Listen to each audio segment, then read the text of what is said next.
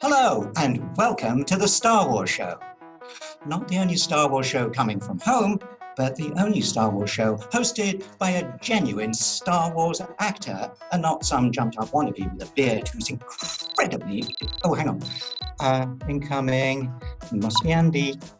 Hey, I'm here. Sorry I was late. Oh. Hi. I thought I was opening the show this month. Oh, no. Check your script. They wanted the important Anthony for this episode. This is getting really confusing. You know, one of us is going to have to change our name. Oh, well, that's not going to be me, is it? I mean, I had this name first. It's true. You were there way before me. Wait. No, you got to get a new name. I could give you some suggestions if you like. Today on the Star Wars Show, Dave Filoni and George Lucas talk about their time on the Clone Wars. Anthony Daniels stops by to torture Anthony Carboni. We check out the remastered Star Wars soundtrack and much more. Can't believe he hung up on me. I know. I wonder if Andy knows about this. Hey, I'm ready. Where's Anthony? I'm right here. No, the important one. Okay, so what script did you get? Okay, I'm back. Now, are you ready to show proper respect to your host? Hey, Anthony. Thanks for helping out this month. Hi, Andy. Hey, anything for you. Here we go again. Okay, while these two catch up, let's learn about some droids that do their jobs without snark. Battle droids. Much to learn. You still have. B-1 battle droids. First seen in The Phantom Menace fighting for the Trade Federation, the B-1 battle droids are the humanoid droids that stand at 1.93 meters tall. Although they might not seem very intimidating on their own, they have strength in numbers, as they were not designed to be intelligent, but to instead overwhelm the enemy with their large numbers. Originally controlled remotely by a control ship, they were changed to be autonomous after their defeat on Naboo. Frequent programming glitches result in personality quirks. You're welcome. C-3PO found out what it was like to walk in a battle droid's shoes, body, Die, Jedi gods! in Attack of the Clones when he accidentally stumbled into a battle droid factory lot. Many clones showed creativity when taking down these clankers during the Clone Wars, and even had bets around who could take the most down. Relax, Wrecker. You'll top him next time. In the Age of the Empire, B-1 battle droids were outlawed by the Empire, but that didn't stop a few rogue members to come head-to-head with the Ghost Crew in Star Wars Rebels. Want to learn more about your favorite Star Wars character? Check out starwars.com/much to learn. And that's when George said, "You're right. You're always right." How about that? Wow, that's an awesome story. Why wasn't that in your book? Oh my god, enough with his book. You know there are other books in the world, right? And because of that, the Star Wars Show is excited to announce a new spin-off series will be starting here later this week, perfectly titled The Star Wars Show Book Club, which will kick off with Alexander Freed's excellent Alphabet Squadron. Here's a sneak peek. Oh, I'm sorry, did I interrupt? Yeah, you did. Whoops. Hello there! Kristen Baver here to remind you to tune in this Friday for the first meeting of the Star Wars Show Book Club, when we'll be digging into Alphabet Squadron. As the first book in a trilogy, Alphabet Squadron introduces 5 rogue pilots and their mission to take down the elite TIE unit known as Shadow Wing in the weeks following the Battle of Endor. Read along and then join in when a few friends and I will be discussing the novel by Alexander Freed, followed by a Q&A with the author himself to answer your questions. You can ask your own using the hashtag SWS Book Club. I think you're going to really enjoy this new series, and you don't have to have read the book to watch along, but it'll definitely help. Come check it out, and I can't wait to see you there.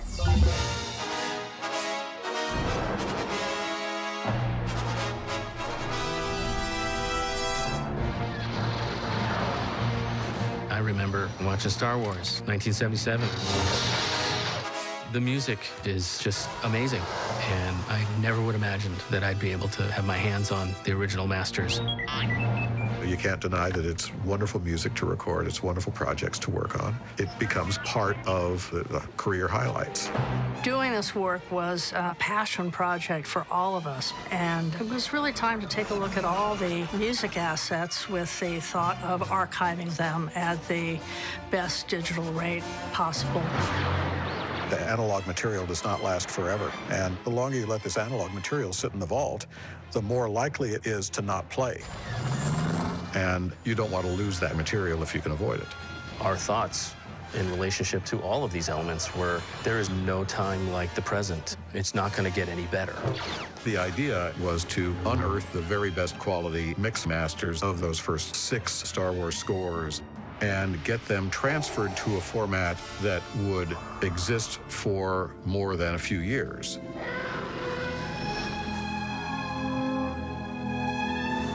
It's so important to preserve the legacy of John's music for these iconic films. The difference is these releases are derived from the original film mixes, not the remixed LP versions which had been previously released. The score itself seems like it's actually one of the characters in Star Wars that can stand on its own.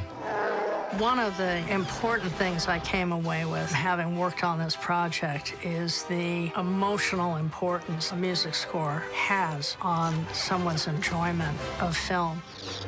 These releases represent the closest we've ever been able to get to the original master sound. You will hear things you didn't hear before. It's thrilling.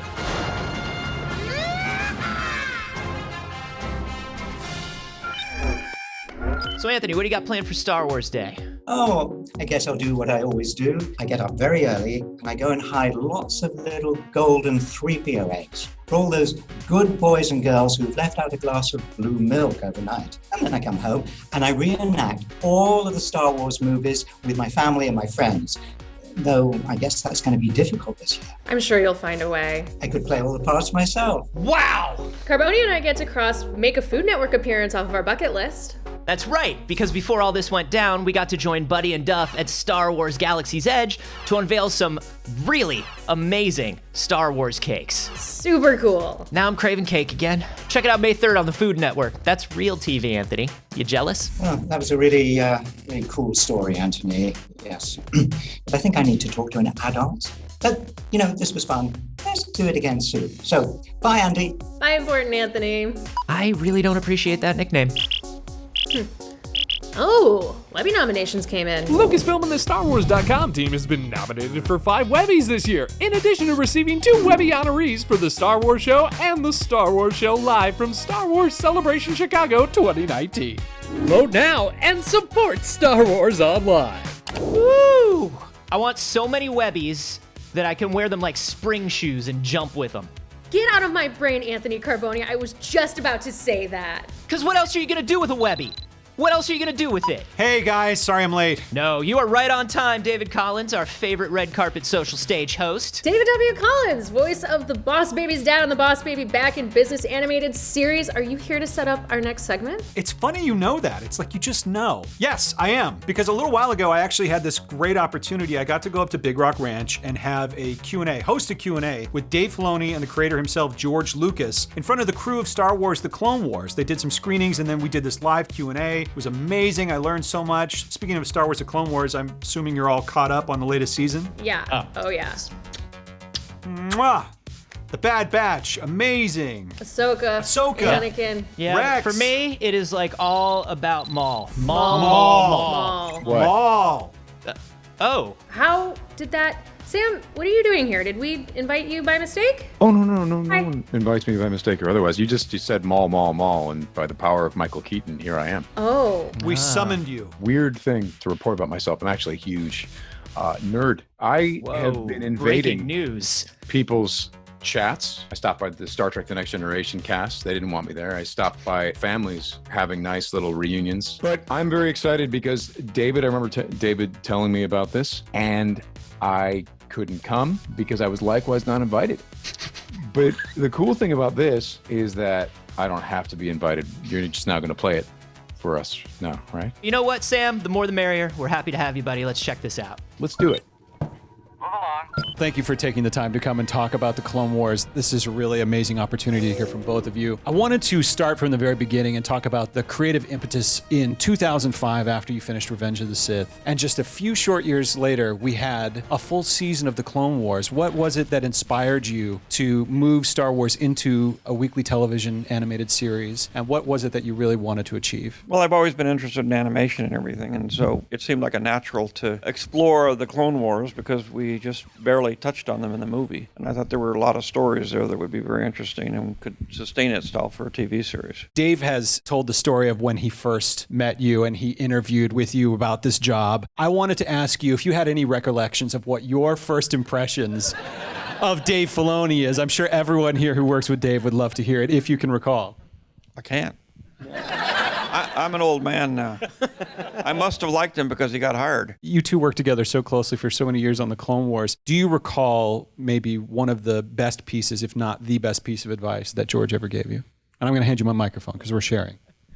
Oh, no, there's a lot. I mean, the teaching wasn't just outward for the audience. I mean, I think that we learned a lot every day. That was the big deal with this show. We must have drove you crazy in the beginning with what we didn't know. And the big difference was how patient George was at teaching us all these things about film. He would send us to watch certain movies and we'd rent DVDs and start to just upload this whole vocabulary. The second episode you saw tonight, Landing at Point Rain, was at first a total disaster. And George, Jason Tucker, and I sat in Avid for 2 days recutting that episode with live action footage. George had Battle of the Bulge, The Four Feathers, Battle over Britain, and we took a bunch of stock footage and footage from movies that he had and literally cut that episode together out of live action footage. And that's why the pace of it feels so fast. And up until that point, we hadn't really done anything like that in animation. I wanted to ask you about the medium of television versus a feature film. And do you find it more challenging with Star Wars doing a weekly series, or is it somehow more forgiving in terms of longer character arcs or more episodes? There's nothing forgiving. We weren't making this for television. We were making it for the big screen. I said, think of this as a feature. Everything about it, the style, attention to detail, the lighting, everything is done at a feature level, even though it's going on television. Being young and impressionable, he said, well, you can't do that. Did I say that? Would I say that? I would just do that. How are we going to do that? It's impossible. Especially like after we cut that sequence. Yeah. It was like about 600 shots more than what they had in the first place. And you were right. And you did it, as you go through and do that, eventually you get the hang of it, and then you don't say that. But I always keep them on their toes. I always say, here, that was hard. Here's something that's even worse. Yeah.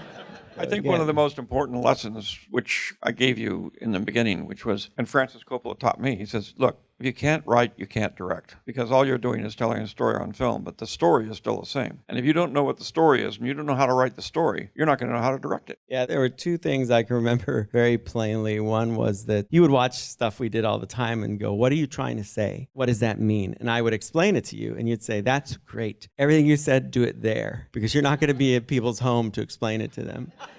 And I remember, they seem very simple, basic things, but you get so lost in the process of making these stories, and you get it in your head that everybody knows what everything is, and you just kind of lose your way. When I got here, I was an animation director that did storyboards, and then the second week of working here, you said, we're not going to do storyboards. And I was like, I have a 2-year lease in Mill Valley. How unfortunate.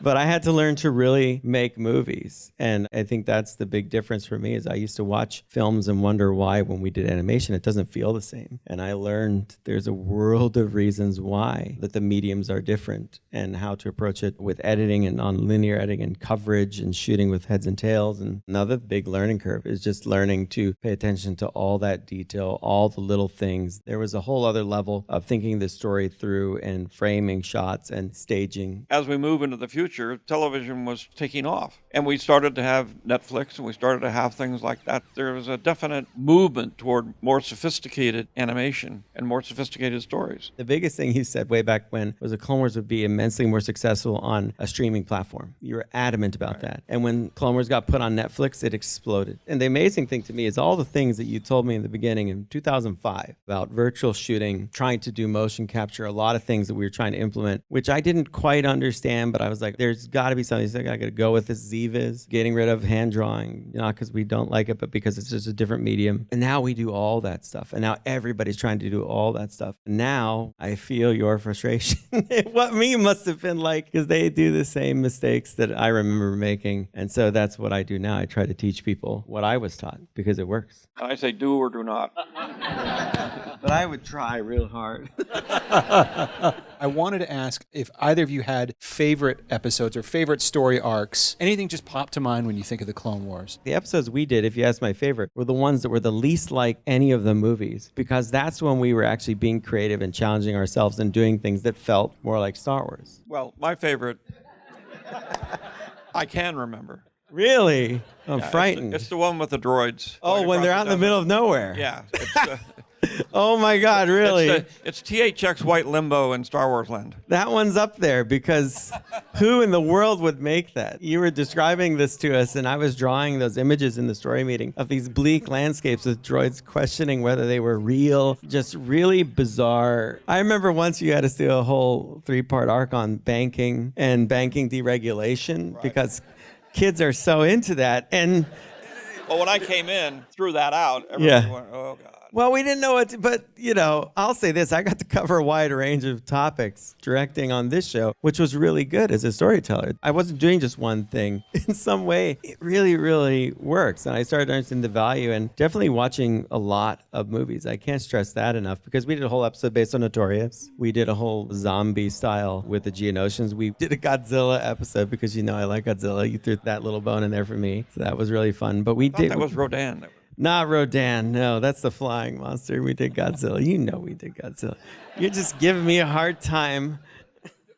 Animation, although it's a different medium, it is cinematic. It is just like film. You took uniform, faceless, nameless, numbered clones and you gave them a real sense of individualism and personality. Can you talk about why that theme is so important in the Clone Wars? Because it is such a staple of the show. Even though they're clones, clones are people. Everybody starts out the same, but in time, as they grow up, they change. One of the keys in doing a movie is you got to recognize the characters. That was a big challenge, and luckily we had an actor in D. Baker who could do it, and we came with the idea that we could have one guy play them all, and he actually could. You forget when you're watching it that it's all the one guy. In fact, sometimes he's playing good guys and the villain too, which is then really mind-blowing. But yeah, that was a visual challenge. It was an acting challenge, and military personnel have a huge affinity for the clones. It really struck a chord with military families because that idea of being part of a whole but also an individual strikes a very important chord for them. And certainly from a story perspective, you dropped some amazing contributions to Star Wars and the overall story of the prequels. And the first thing that I think of is the breakout star of the show, which is Ahsoka. And I was wondering if you can talk to us about the sort of creation of Ahsoka and when you were first coming up with the idea of giving Anakin a Padawan. What was that creative process like in terms of getting us to where we were at the beginning of season 1? It just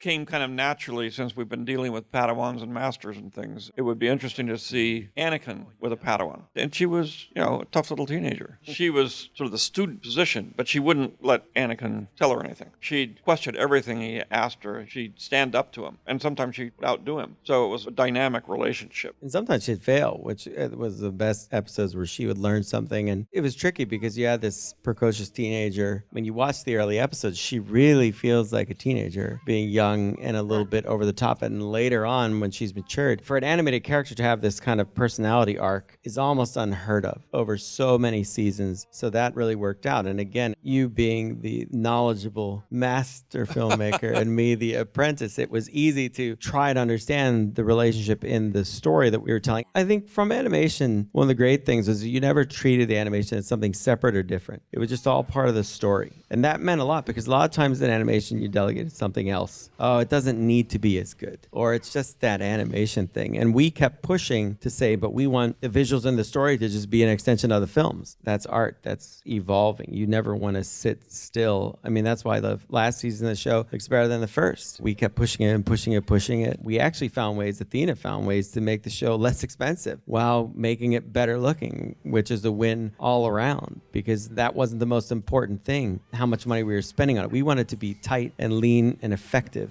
and tell good stories efficiently because then we could put that more into development and develop the technology to tell the stories even better. So then you're putting your resources where they really need to be instead of always making up for mistakes or errors or reshoots. You know, you put it where the value is. Thank you so much for taking the time to talk to all of us and share your knowledge and your stories about the Clone Wars. Please join me in thanking Dave Filoni and George Lucas and everyone that arranged this tonight. I'm David Collins. Thank you. You're watching the Star Wars show. What year did you do that interview? Because the Dave that we worked with in Clone Wars in 2006 was CGI, but now he's practical. Yeah, no, it's a practical puppet, and it's amazing they got the stubble right. The hat is still CGI though. The hat is still full on CGI, or yeah, the hat they mute. Minimize! That stuff's under embargo. Ooh. Wow. What a great chat. Yes, and it's always great getting a little peek at the master and apprentice relationship that Dave and George have. Speaking of master and apprentice relationships, I think it's time to check out what our friends at home tweeted to us using the hashtag #HomeWithYoda.